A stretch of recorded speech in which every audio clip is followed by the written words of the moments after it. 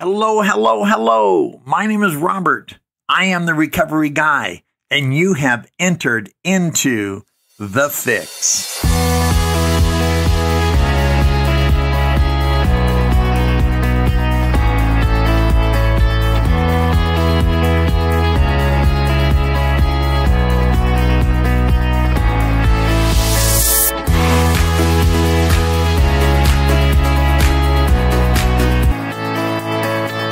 Good afternoon, evening, good morning. This is Robert, the recovery guy, and this is a special podcast from the Saturday night speaker meeting at the South Davis Recovery Club. Relax, enjoy, and share. Have a great night. Thanks for listening. And the more I got to know Clint, the more I was amazed that a man who looks like he could tear up your room would be so gentle. And the more I got to know Clint, the gentler side I saw of him. And if sobriety teaches us anything, it's to see life through a new pair of glasses. And we don't go through life as a Tasmanian devil. We try to heal as much as possible. And Clint has been a great example, and I don't know if you know that or not. Just one of the people I look at to see how he goes through life so gently and so kindly. And if you haven't got an opportunity to know him, and I hope to more by having him here tonight, if you haven't had an opportunity to get to know Clint, because he's one of the men who and women who have been around for a while, and you'll hear tonight why he's sticking around for a time being. So come on up, Clint, and share with us tonight.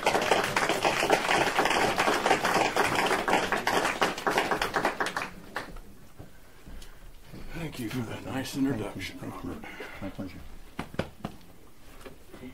My name's Clint, and I'm an alcoholic. Hey, Clint. Thank you for the welcome here. You've got a great little club. I've been up here several times, mostly lunch meetings over the years. My sobriety date is 11/15/05. I have a home group. That's Rule 62 group. Down in Bluffdale on Tuesday nights at 6:30. If you're ever in the area, come by. We'll find you a chair.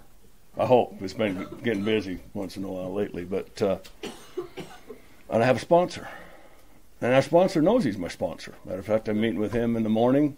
I meet him every Sunday morning at 8:00 at Fellowship Hall in Salt Lake City. I was down to the Eagles concert in the Sphere, 1st of December. And Don Henley came out and he said that the Sphere is going to perform for you tonight, and we're the backup music. And he says, I think we can hold our own. So that being said, I'm going to be your entertainment tonight, and I'm going to be unplugged, okay? I might get a little raw. Try not to, but I'm going to start at the beginning. The very beginning. I was 6 years old. We lived in Spanish Fork, Utah. We lived right next to a little place called Al's Market. And me and my best pal, Brad Barrett, we would gather pop bottles up. There was train tracks between my house and his house. He lived across the road. But we became fast friends at kindergarten and introduced our mothers, and our mothers have been friends their whole life ever since then. Anyways, me and Brad would gather up pop bottles and take them to Al's Market and get the change and buy candy, you know. Well, we got to snooping around. We were crazy little shits. We'd go down in the river bottom there, 6 years old, and dig tunnels in the sand and make caves. You know, I mean, shit, they could have caved in on you. We'd make elaborate caves down in there. We always had a little pocket knife and our little cargo shorts. And I mean, I remember this like it was yesterday. Well, we got to snooping around the back Al's Market, and then we found an open door, and that's where they kept, down in the basement, and that's where they kept all the old pop bottles. Well, God, we found the mother lode, you know. So we started stealing them pop bottles. We'd take them out of the basement, walk up around the store, right into the front door, and get a nickel a bottle, you know. So at 6 years old, I found out the stealing was a whole lot easier than going out and working for it, and that pretty much set the pace. I started the character defects. You know, it was just, what's the easiest way to get through life? At 6 years old, okay? Between then and 12 years old, I won't go into every detail, but I want to just say I did enough shit wrong By the time I was 12, I had to drink at it. I grew up in third grade. We moved to the town of Fairview, so I was the outcast. My dad was he was an alcoholic. I can say that. He died a few years ago. I'll get to that. But we moved down there, and a lot of churches. There's 2 churches in that little town of 600 people, and the whole population went to one or the other, and I didn't fit in. I didn't fit in. Smelled like smoke because my dad smoked cigarettes, and to become a Cub Scout, you had to go to church, and I fought that right off the bat. I mean, I'm 7, 8 years old saying separation of church and state. I mean, I was always on top of shit. Not that I was smart, I just was always trying to find the angle.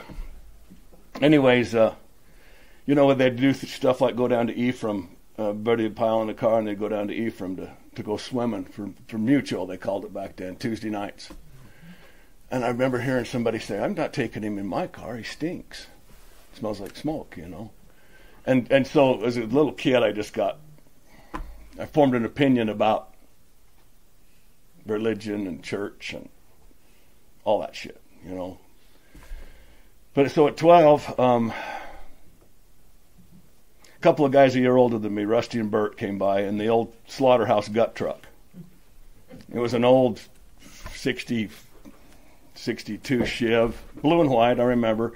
Blood all over the sides of it. They'd kill the animals at Rusty's dad's slaughterhouse and put the guts in and haul them out west and dump them, whatever, They pulled up when I was 12 years old, and it was a mutual night, and I was playing hooky. It was February 1973. And they pulled up and they said, you want to be a man? And I said, yeah. Yeah, you bet. And they handed me a little square bottle and said, make a bubble in this bottle. And I took the bottle and I said, what? And they said, make a bubble. And I said, I don't know what you mean. They said, take the lid off and tip it up. Take a swallow, thus, therefore making a bubble in the bottle, All right, well, I really wanted to be a man, so I took the lid off that little square bottle and tipped it up, drank the whole thing. And it was a half pint of Everclear. At 12 years old. Man, and I know, it was hot. I remember it was hot. Down my throat, my belly got real hot, and it went up my backbone. And I remember this. It went up my backbone and hit my brain. And I knew instantly I found something to keep my mind quiet. Because my little head had been racing. I mean, like I said, I was fucking always figuring shit out. Excuse the language. So at 12 years old, I had a chemical experience. Chemical awakening. Sufficient to keep my mind at bay for the next 32 years. And from that time on, I did everything I could to find something to drink. I had a little business in Fairview. I'd mow lawns in the summer, way before they had these lawnmower service deals. I just I actually went and took a loan out at the Howell's Lumber and Hardware and bought a lawnmower when I was 12 years old. $133 was the lawnmower. It was a Sunbeam gas motor, I remember, and he floated me a loan. Old man Hal, he was a bus driver in junior high. And I tow that around behind my Schwinn 5-speed. With a brake can, an old brake can. They had gallon cans of brake fluid back then. They were steel, and I'd fill that with gas and tie a wire that sumbitch to my bike and go around. And I was mowing lawns. Anything I could do to make a buck. Anything, and just, all the old gals in town couldn't mow their lawns, and I just always conniving, always looking for a way, and worked my way through that. Everybody in town knew me. They knew my dad. Dad had a gas station. That's why we moved there. We bought the North Bend 66. And so I grew up under the shadow of Mel. In high school, I got pulled over a couple of times after I got my driver's license at 16. Let's go back to 15. 15, it got really dark. I remember it was really dark. I had a bunch of voices and night terrors. And my dad was pretty rough on my mom. Pretty rough on all of us. He was mean to my milk cows. That's what pissed me off the most. I had to milk these cows morning and night. He'd take a tire chain to them, and then they'd be unruly, and kick you. And anyways, I grew up. We raised our own meat, had our own vegetable gardens. We were off the grid pretty much, and we were poor. I didn't know we were poor. We always had food on the table, and Dad was a coal miner, but he drank a lot. remember about my dad, you know, when I was a kid, I'd hear the car door close outside when he got home from work. And he'd come in and I'd hear the front door close, and I'd hear ice cubes in a glass, and I'd hear him pour the whiskey in the glass. I could hear the ice cracking on that whiskey. You know, that was my dad's solution, and it became my solution. Was it inherent or was it nurtured? I don't know. When I got to Alcoholics Anonymous, I kept posing that question to my sponsor. Was it inherent or nurtured? He says, it don't matter. You're an alcoholic. Don't worry about it. You know, but I always got to figure shit out. Okay. Anyway, so at 18 years old, at 16, I got pulled over by the High Patrol. Me and three buddies in my car, and they found beer in the trunk. Found some beer in the car, but then they found a case in the trunk, and I'd been stealing it from a grocery store I worked at. I'd take the old produce home to feed my pigs.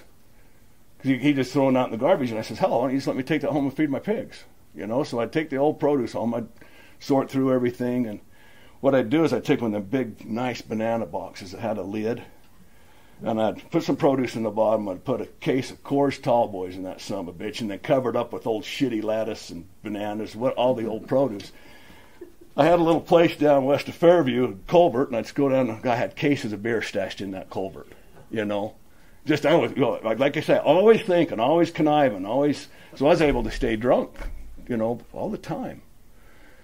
At 18 years old, I came to the I'm not going to say realization, decision that I didn't want to be a dad like my dad, so I was never going to have a family. Never crossed my mind not to drink. I won't have a family because I don't want to be a dad like my dad, and I know who I am. I'm born with it, you know. Went on through my 20s.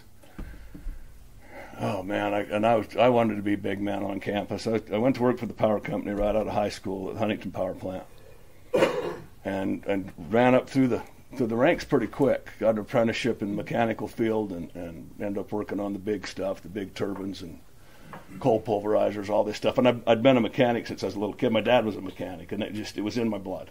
Just a good little mechanic, and everything came easy. I'm telling you the truth. Everything came easy for me. School, you know, I didn't have to take homework home. I could take the test, straight A's. My attendance wasn't fabulous, but I did. I managed to get through everything. Just, I could cheat my way through school. I could swoon the girls and cheat off their paper. Whatever it took, man. I was just a full-on con artist. In my 20s, I had a good job and ended up going overseas to a couple places. I went down to Australia. First airplane I ever got on. I flew to Sydney, Australia, because an old man I worked with at the power company, one of my journeymen, said that it was a cool place to go. He'd been down there in the Navy, and he said, "Get the hell down there. It's 8-to-1 women." You know, and I'm a single kid and just a shit.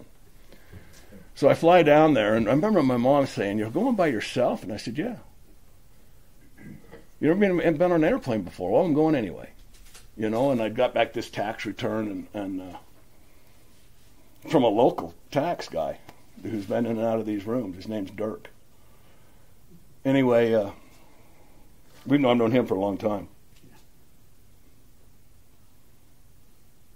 Anyways, I went down there, and my mom says, "What happens if somebody knocks you on the head and you never come home?" And I said, "Well, then you'll never see me again. Don't worry about it." You know, it was just fly by night, just fly by the seat of my pants attitude.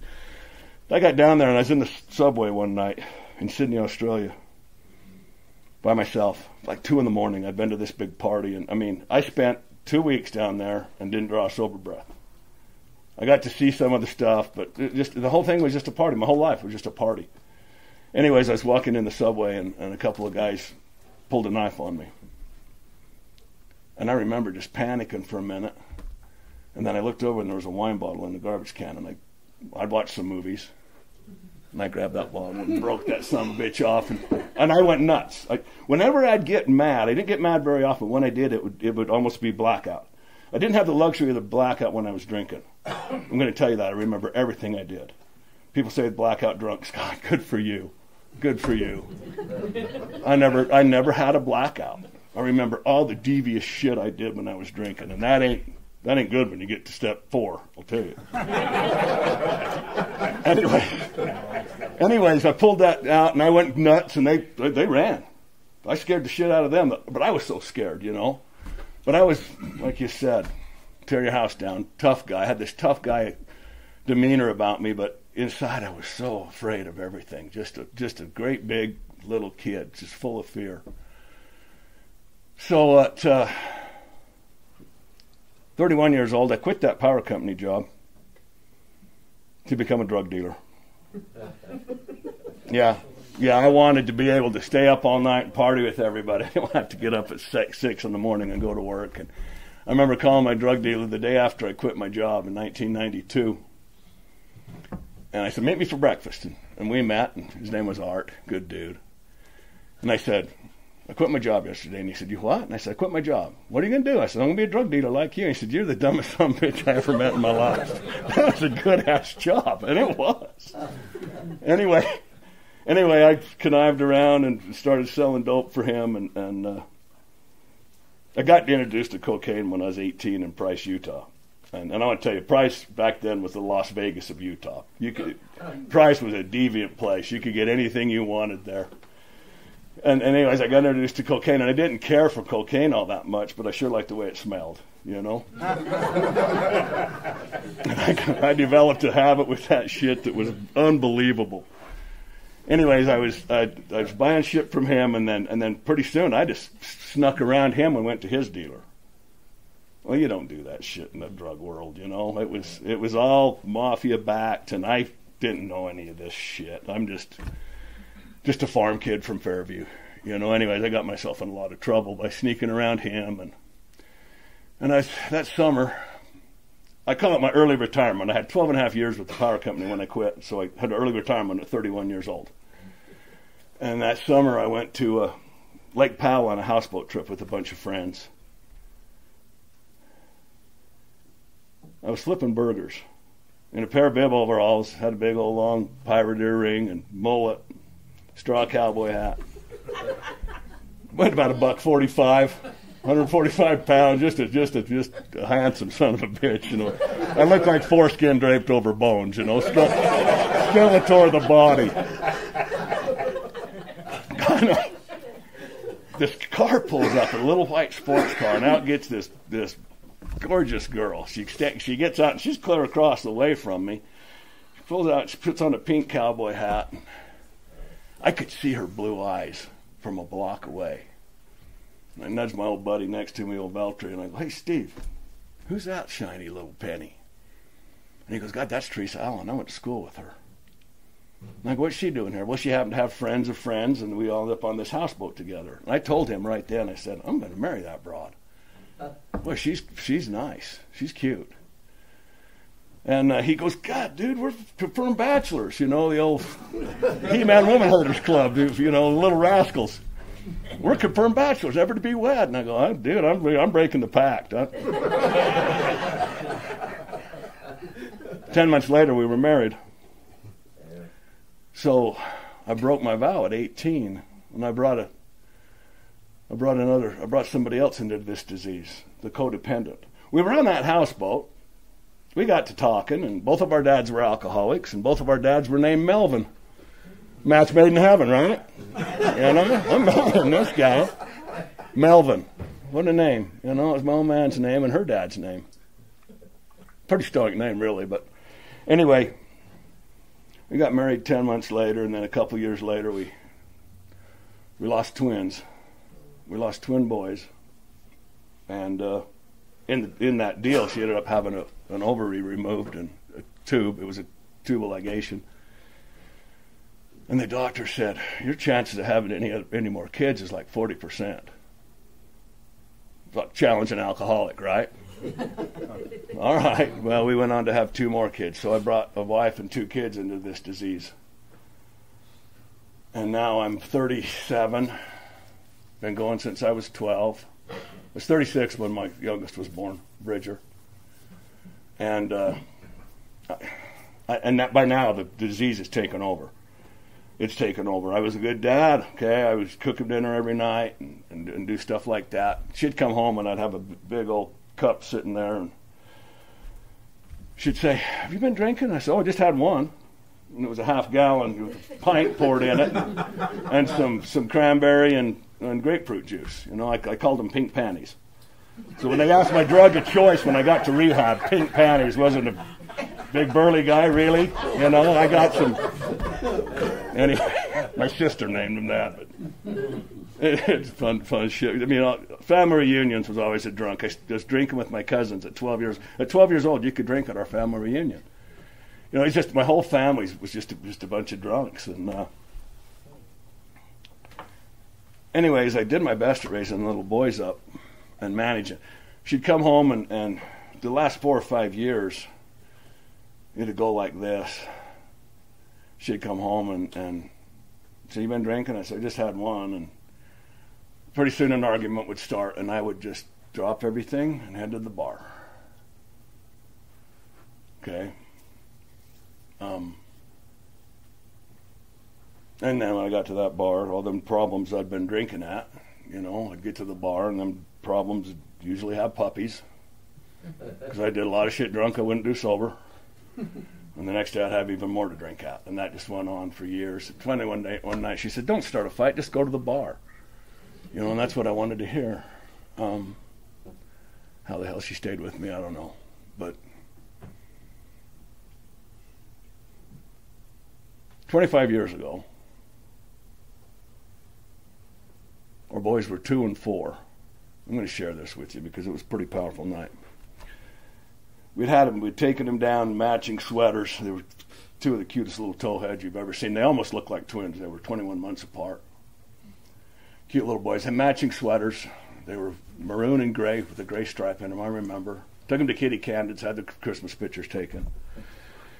And a couple of days before Christmas, probably 3 days before Christmas, this had been fresh in my memory this year. She said, "Hey, I just got a call from Kitty Candid's down at the mall. We lived out by the Southtown Mall." And she said, "Would you go get those pictures?" Fucking A, you know, that's my ticket out of here tonight. I'm just going to stop by the bar and have a couple of gin and tonic doubles and see if my buddy's there with the little party potion that I prefer. I've mentioned it earlier. And he was. I went and picked them pictures up, got there about 7 o'clock. I'm just going to have 2. You know how that goes. Looking at the clock, my first drink at 7 o'clock. Next thing you know, I'm drinking and I take a swallow and I look up at the clock and it's midnight. Oh, son of a bitch, you know. And I'd said it 1,000 times before. Boy, my wife's going to kick my ass, you know. And I was sitting with this couple, pretty rough, you know, bar people, older than me, and I was in my late 30s at the time. Let me go back a little. I started out drinking at bars called the Zephyr Club and Studebakers and the New Yorker. Guess what the name of this bar was? The one that I ended up drinking at. The Rock Bottom. No shit. And there was another one down in Provo by Geneva where I worked called Lowdowns. Okay, that's the bars I ended up in after starting out at the New Yorker and martini bashes and all that cool shit. Me and Cindy did martini bashes. I know we had to be a couple together back in the 80s, but we've talked about it over the years. Anyways, I told that couple that was sitting next to at the bar, I said, "God, you got to see the pictures of my kids." And I ran out to my truck and I came in and I splayed the whole deal out. We'd bought the whole package, all the 8x10s and the 5x7s and the wallets. And God, look at this little pose and look how cute my boys are. You know, proud dad. And the old gal looks at me. She said, "If you're so proud of them kids, how come you're sent to the fucking bar 2 days before Christmas? Not home with them?" And I thought to myself, "You old bar whore, who are you to say?" You know? But I don't think I thought it. I think it came right out. But that planted a seed. It really did. They weren't in AA either. I know that. They were drinking right there with me. But something hit me right then that it had been in me. It had been in me for a long time. That stab in the gut pain when you know you did shit wrong. So that was what it was like. What happened On November 12th of 2005, I was on my way to work, going in excess of 100 miles an hour, in that little car that she had when I met her. It was a little Plymouth Laser, which is a Mitsubishi Eclipse turbocharged little sports car. That became my work car. And I was headed to work. In the meantime, in 2003, I'd got hired back by the power company. They'd called and said we had another early retirement and got way deep on our labor pool, and we'd like you to come back to work. Nobody could pass the mechanic test. And I said, do I have to take the test again? And they said, no. Well, good, then I'll come back, you know. And I went back to work for them. So I was working back for the power company, and I was on my way to work on a night shift. It was a Saturday night, and I was living in Draper and working at the Huntington Powerhouse, 125 miles away. And I was late. I had to stop at the liquor store because it was Sunday and Monday in Price. The liquor stores ain't open. But I blamed it on her because I had to pick up my kid from a play date and take him to the restaurant. I was a victim, see? I was a victim. Anyways, I'm flying along, had a fuzzbuster in there, king of the road. I own these roads. Highway 89, right where I grew up, heading towards Fairview, Utah. 12 miles out of my hometown. I passed a bunch of cars, and I was coming around the corner, and that radar detector went off. And there he was on that corner. And I mashed the brakes, and you know, I'm in my house shoes. I've been drinking all day long. All day. I had a bottle under the seat. And he comes up, and I'd stop to drop my kid off, and she'd give me a plate of food from the restaurant she worked at, Mexican food, and it permeated the car, you know. And I thought that ought to be enough. And he came, I got pulled over, and he came up, and he goes, you know how fast you was going? And I said, 70. He said, you're a lying son of a bitch. He says, I got you at 95, and your front bumper had sparks flying off it because you was hitting the brakes so hard. And he said, you know, blowing this little thing, and I didn't know they had this little thing. He said, blowing this little thing, and I'd put a whole shitload of mints in my mouth, and, you know, I mean, when I got sober, that's what I used to say.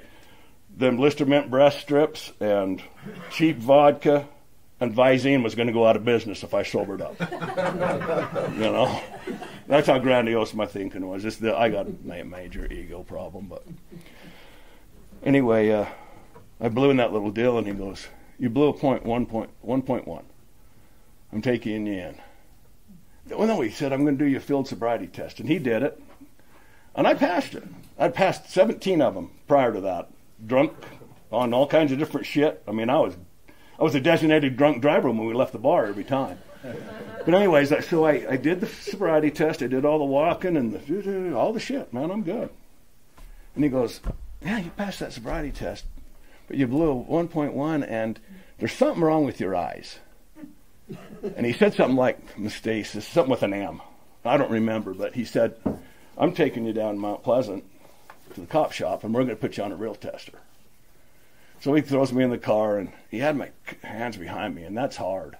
I hadn't been in jail a bunch, but a few times. And he had me handcuffed back here, and I'm sitting on my hands, and it was about 9 miles. And all the way he's questioning me.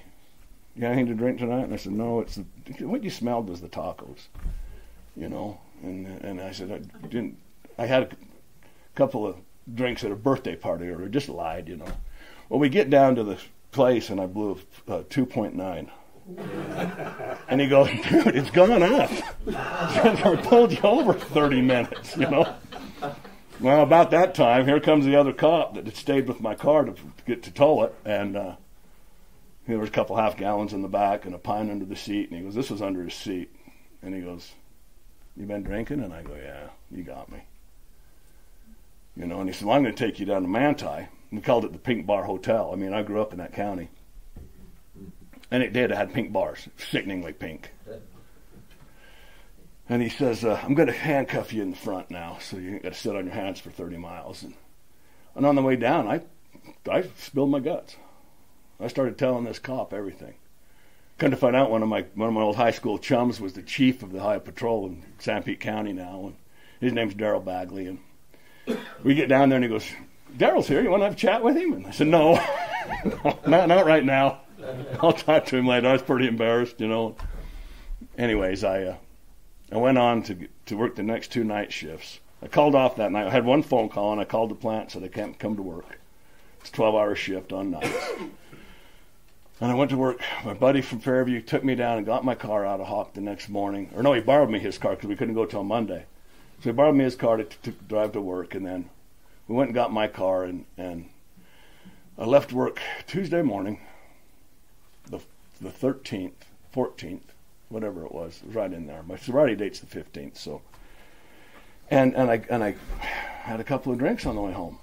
God, I can't drive all the way home 125 miles without having a couple of drinks after working. I worked all night, you know. It's 7 in the evening for normal people. I just tell my wife that you drink it at 7 in the morning. I said, it's 7 at night, but if you work graveyards, you know, God, think about it, woman. Get off my case.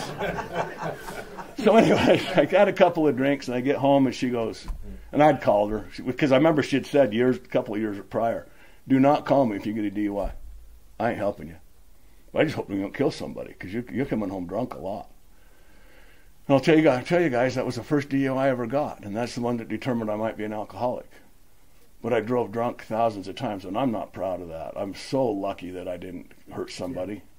I'm so lucky, man. It hurts my heart. Anyway, she said, look, pal, what are you going to do? And I said, I'm going to quit drinking. And she said, how? And I said, I can do it by myself. And she said, nope, you've tried that. She said, you either be in a rehab by 3 o'clock this afternoon or have your shit packed and be gone. I'm done. These little boys don't deserve this. And boy, that was hard. That was hard because I was pretty proud of them boys. I wasn't much to be proud of, but they sure were. And I made a phone call. I called the powerhouse I worked at. I knew everybody. We'd grown up there together since teenagers. And now I'm 44 years old. I'm 6 weeks away from being 45. And I called up the plant managers, an old pal of mine, and I said, look, I got a little problem I need to take care of. And he said, we know. We know, Clint. I'm glad you decided to take care of it. He says, here's Heidi Kucera's number in Portland, Pacific Corp. That's who the company was now. I hired on, it was called Utah Power and Light. But she says, here's Heidi Kucera's number in Portland, call her. And I called her, and she hooked me up with a kid named Lyle in Des Moines, Iowa. It was in on our EAP, Employee Assistance Program. And Lyle says, hey, are you suicidal? And I said, no. Fuck, I'm too vain to kill myself. I'll kill your ass. But I've never been suicidal, you know. He laughed and he goes, well, give me your phone number just in case you hang up and decide to back out of this deal. I'm going to set you up with the rehab right now in Salt Lake City. And he works some magic, and he says, you got an appointment at 3 o'clock at a little place called Recovery Bridge in Old Midvale. Be there at 3. And I'm like, well, she said 3 o'clock was the cutoff date, so whew, just in time, you know. So I went down there, and I got there at 10 to 3, and I was counting the minutes, and it's right by the rock bottom. I ain't shitting you. It ain't very far from my bar. And I'm counting the minutes. If that son of a bitch ain't here at 3 o'clock, I'm headed to the bar. And he pulls up in this Jaguar, fancy-ass car, and he gets out. His name was Joe. And he was a stud. I mean, I didn't like him at first. He gets out, and he's got this military crew cut, and he's all, you know, kind of a beefy guy. And right at 3 o'clock, he pulls in, and I get out. And he goes, you Clint? And I go, yeah. And we go in, and he starts this intake. And he asked me, how much do you drink? And I said, oh, about a fifth a week. He says, how long has it been since you did any dry goods? And I said, years. Asked me a couple other questions, and he says, okay, I've got a little ILP here I got going for you. He said, it's going to be Monday through Thursday, 6 to 9 o'clock. There's an AA meeting here called the Big Uglies of Alcoholics Anonymous at 7:30. You will attend. And then on the weekends, Friday, Saturday, and Sunday, you will go to an AA meeting every day, and you'll call everybody on our phone list. And I said, hold on a goddamn minute. You don't know who you're talking to here. I said, I ain't doing that AA shit. My dad's in Alcoholics Anonymous, and he's a miserable son of a bitch. I ain't doing it. And I've got a job. I can't make it here Monday through Thursday. I have a rotating shift, and my work's important. I'm an important son of a bitch. And he goes, well, Mr. Larson, there's the fucking door. You can leave now. But I want to tell you 3 things before you leave. I'm going to make you 3 promises. You're going to get another DUI within the next 6 weeks. You're going to lose that cute little family that you love so much. And you're going to lose that cushy little power and light job you've got too, jackass. But there's the door. Get out. Man, he knocked me back on my heels. And I sit there and pondered everything. Just, oh man, my head, you know how our heads are. My head was just spinning information and pissed. And he turned around and started typing on his computer. And I don't do that shit. I ain't good at it. Still. And I sit there and seethe. And finally I go, hey. And he goes, he turns and he goes, you still here? You know, he knew I was. I'm not my match, okay? And he goes, I said, well, what do I got to do to get in your program? And he handed me about a dozen papers, and he goes, here, sign these. I grabbed my reading glasses off my shirt here, and he goes, I didn't say read them. I said sign them. And I did it. I just started writing my name wherever it's, you know.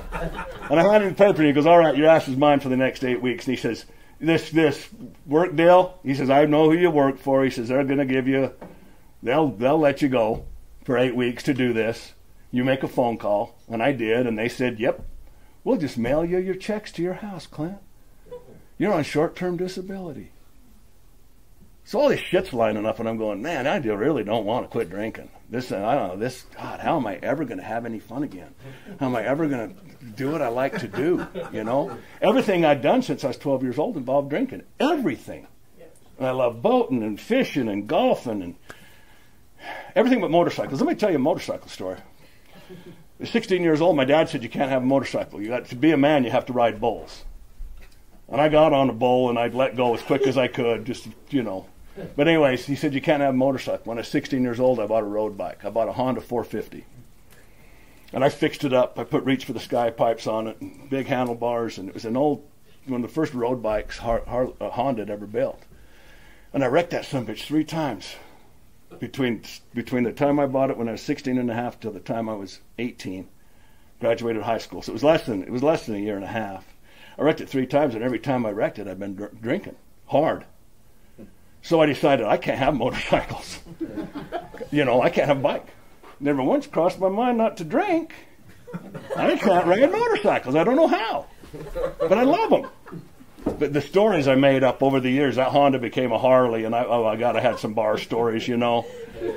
That was a Harley, and I rode with the Sundowners, and oh my God, you wouldn't believe the imagination I had sitting at the bar stool.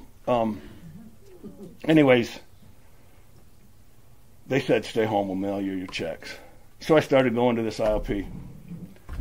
Jess was there. She was in aftercare with me. She had gone through the IOP, and I met a bunch of cool people, and we sat around, and about 2 weeks went by, and I said, God, this guy had relapsed, and that guy, every weekend he'd go out and get a half gallon, and I looked at, and I was with a guy named Steve Pinkerton, and we went through this little IOP thing for 3 weeks or 4, and finally I just said, hey, I ain't got to take this shit that serious. You know, I said, you guys in the AA meetings, you say it's a program of rigorous honesty, but then the next thing out of your mouth is fake it till you make it. I said, make up your mind. You know, are you honest or are you faking? And I was mouthing off, but there was always somebody smarter than me in the rooms that would set me straight. And anyway, I said, I got some relapses coming, Joe. This guy can't stay sober a week, and this was, you know, I was just, all the differences. I was pointing out everybody else. I wasn't looking at me. I was looking at everybody else. We came in on a Wednesday night, and Steve Pinkerton, who was my sidekick, sat right here by me in that IOP the whole time. He didn't show up. Oh God, that's weird. Steve was building the hospital. He was an electrician, and he was doing some welding. And I give him a bunch of welding gear that I had, and leather coat and all that shit. It was really cold that winter. And me and Steve became pals, and he didn't show up that night.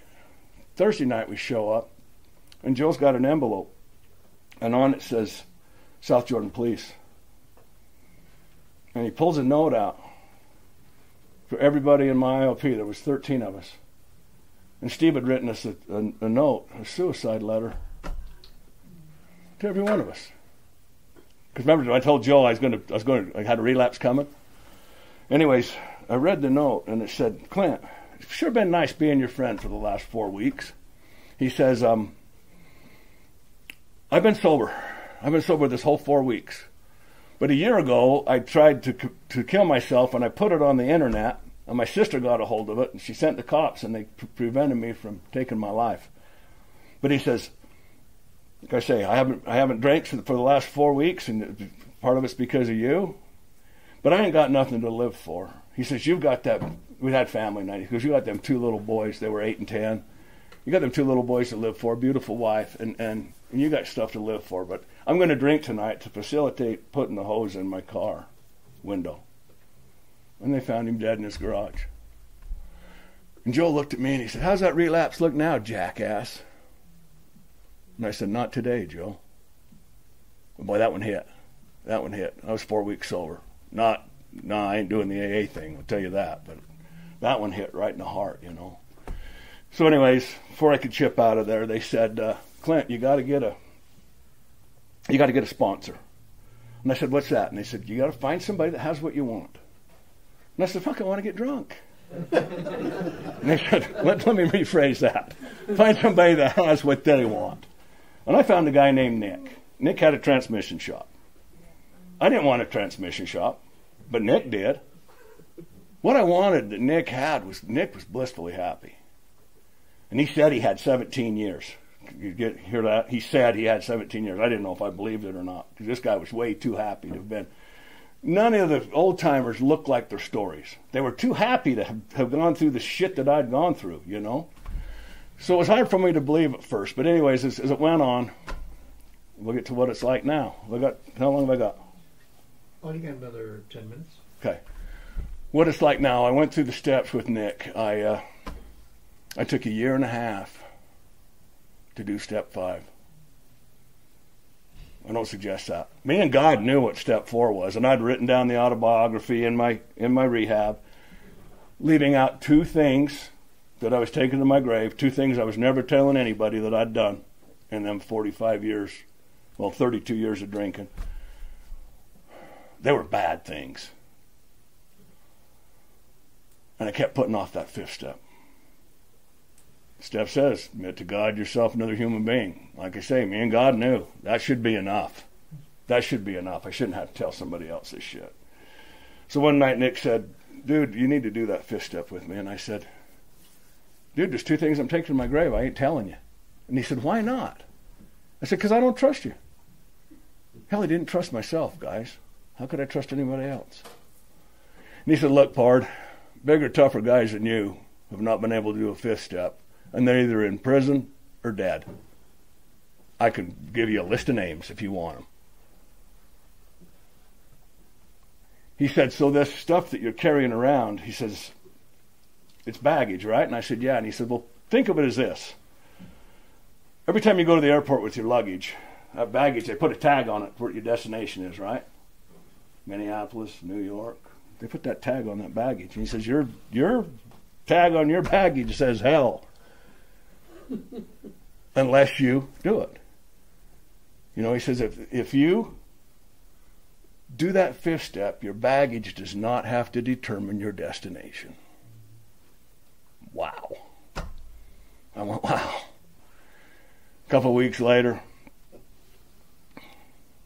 after his meeting at his house that he opened up every Monday night for us for that year and a half, I went to his house every Monday night. He opened his house and welcomed me in. Took time out of his life.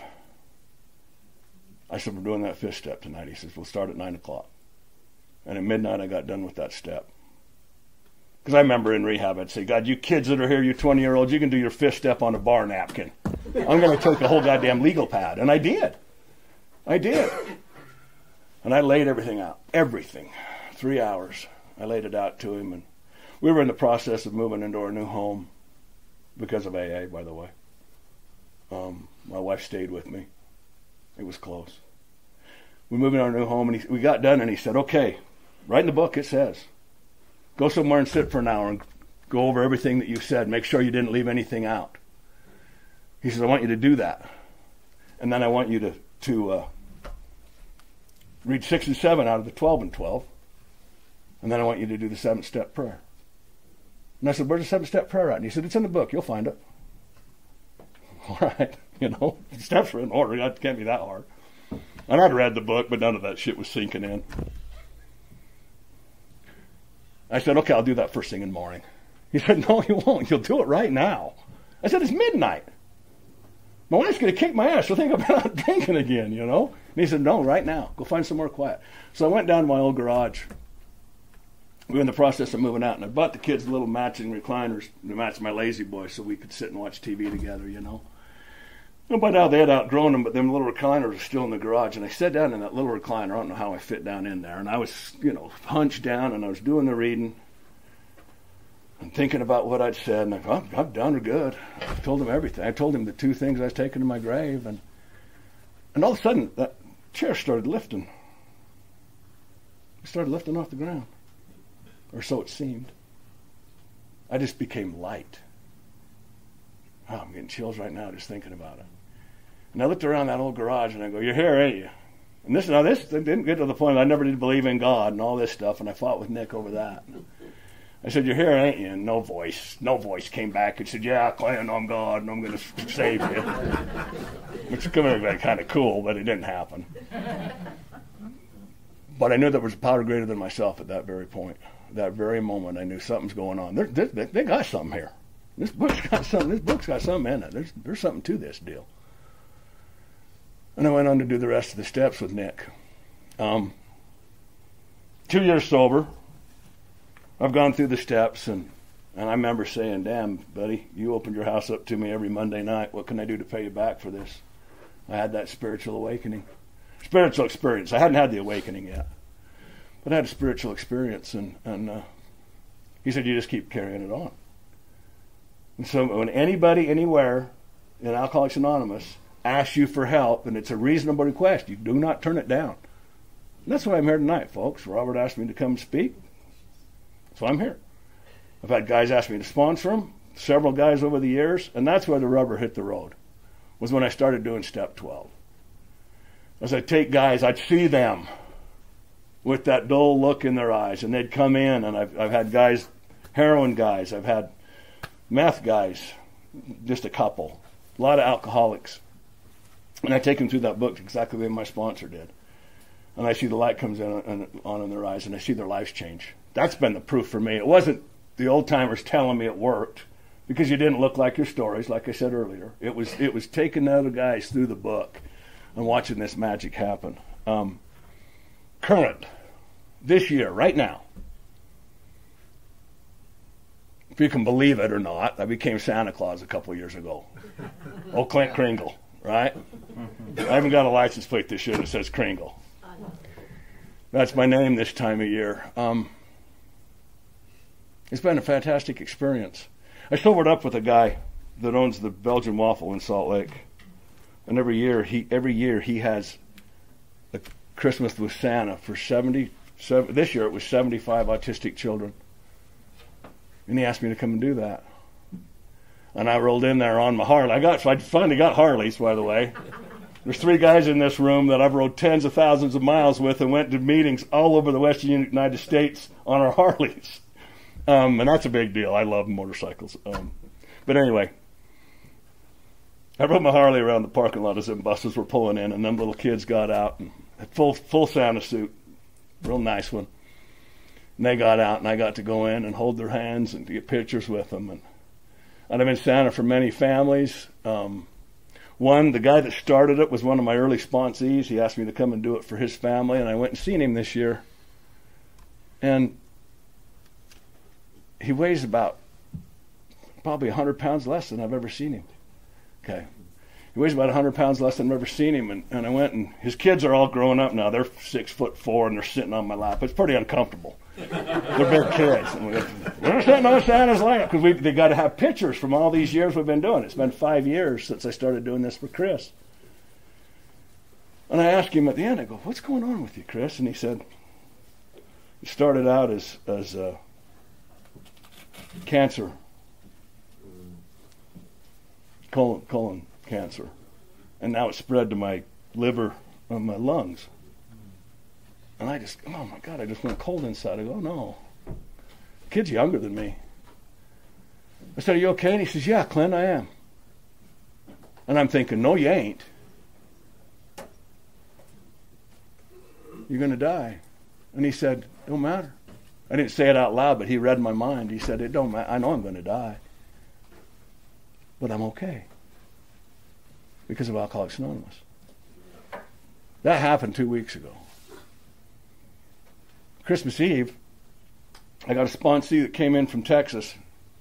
10 years, he'll be 10 years sober here this summer. He came in from Texas, and I got to go to his place on Christmas Eve with his 2 children. This kid, when he came in, was never, ever going to be wed. He was a little heroin junkie living on the streets, living with his grandparents when they'd let him. I took him through the book. It was 5 years of him in and out. He asked me one night, he said, I'm getting married. He was 5 years sober at the time. He said, I'm getting married, and I want you to be my best man. And I said, no, your grandpa or your brothers, somebody like that's going to be your best man. A couple weeks later, he called me. Me and Rob were in Florida on Cocoa Beach. We laying in a motel, me and my wife, next door to Rob and Christy's room. And I get this phone call, and he says, I found out what you're going to do. And I said, what? And he says, you're going to perform my wedding. And I said, okay.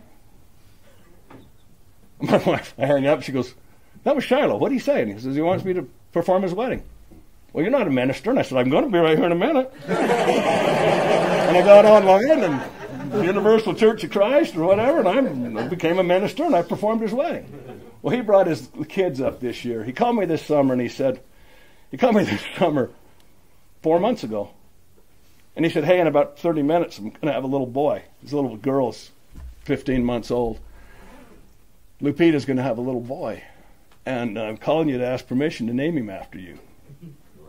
And I said, dude, what about Grandpa Joe? What about your brothers, you know? He said, Marcus named his little boy Joe. This wouldn't be happening if it wasn't for you. I want to name my little boy after you. And I said, it'd be an honor. And he said, well, good thing, because he's going to be born in 20 minutes. Your name's already on the birth certificate. And I cried. I wept like a little boy. At Harley this year at Christmas, a lady came up with a 5-day-old baby. She said, this is her first picture of Santa. 5 days old. And I got to hold this little creature, a little human. And I'm holding that little baby, and tears are coming out. And her partner stood behind me. And I could feel this woman's energy.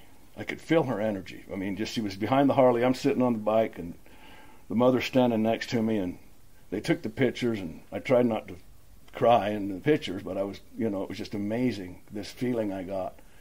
The same feeling I get when I take a guy through the book, and it catches, and it takes, Another soul brought to the Lord. It's unbelievable. And none of this shit would have happened if it wouldn't have been for you folks. Nothing. None of this would have happened if it wouldn't have been for meetings like this, me suiting up and showing up. I keep coming back. I mean, in the first couple of years, I'm going to go get drunk tonight. And some little voice would say, just go to a meeting. And I'd go to a damn meeting, and just the right person would say just the right thing. And I don't even know who they were. I can't remember what was even said, but that happened. That happened a couple of 4 or 5 dozen times in my first 2 years. I'm going to get drunk tonight. It's overwhelming. I can't do it. Run back to my solace, my medicine. And if I could go back and thank all them men that said just the right thing at just the right time, I would. But like I say, I don't know who they are. I met Billy back there early on in recovery. Hell, I was only a couple, 3 months sober probably. And I loved Billy. He came into the South Enders lunch bunch, and he had a Bible and a big book. And he said to me, this here's the big book, the AA book. And he said, this Bible's the big book. And he always carried them with him. And Billy was the first person that really got to me spiritually. I could feel him, But anyways, when I got done holding that little baby, the gal came around. And I said, boy, you got an energy about you. And she said, well, thank you. And I said, can I have a hug? And I hugged this young lady, and just the energy that emanated from this couple was amazing. And they were both them ladies were just so powerful to me. And that's the thing now. I get to feel this people's energy. I'm not a seer or anything like that, but I just recognize it. It happened today at the noon meeting at the club. Some gal was coming through from San Francisco, headed to Denver to go to the UCPA thing in Denver, the New Year's party. And this gal had some powerful energy. I had my stepson with me that's got a 60-day chip today. I've been saying for the last 10 years, save a couple of chairs for my boys, because they're coming. Both of them boys are in AA now, and they're both about 60 days sober. One's 46, and one's going to be 29 in February. I didn't do it. You guys did it. I put out a cry for help at the Saturday men's group 3 months ago and said, my boys are coming. You guys, I need some help. And everybody rallied around my boys. You folks, I want to tell you, AA saves lives. AA saves families. AA gave me a life worth living. And I want to finish with this. There's no doubt in my life that Alcoholics Anonymous has added years to my life. But the cool thing about it, it's added life to my years. Thank you. Yep.